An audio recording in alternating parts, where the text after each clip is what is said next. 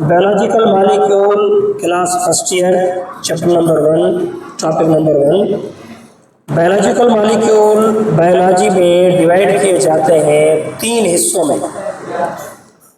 Living organism में biological molecules को biomolecules भी कहा जाता है और इनको हम डिवाइड करते हैं 3 मेन कैटेगरीज में। पहले छोटे मॉलिक्यूल होते हैं जिनको मोनोमर्स कहा जाता है। मोनोमर को हम दूसरे नेम में माइक्रो मॉलिक्यूल भी कहते हैं, माइक्रो मॉलिक्यूल। अब अगर एग्जांपल में पूछा जाए कि भाई आप हमें माइक्रो मॉलिक्यूल्स के एग्जांपल बताएं, तो हम कहेंगे कि भाई माइक्रो मॉलिक्यूल्स के वैसे तो बहुत सारे नेम आते हैं, लेकिन हम मेनली कुछ बयान कर रहे हैं। जैसे ग्लूकोज मोनोमर भी कहते हैं, माइक्रो मॉलिक्यूल भी। दूसरे आते हैं इनमें अमाइनो एसिड।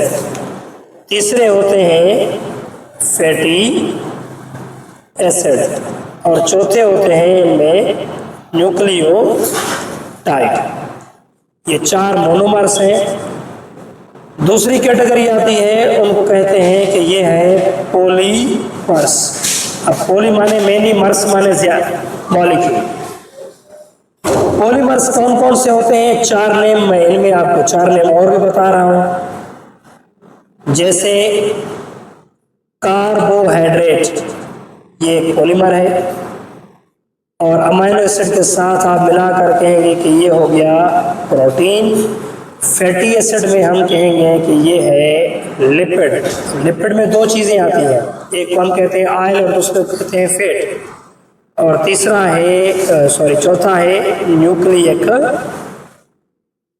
न्यूक्लियक एसिड, जिसमें डीएनए एंड आरएनए आते हैं।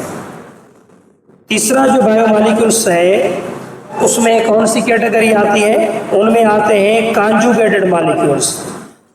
Conjugated molecules.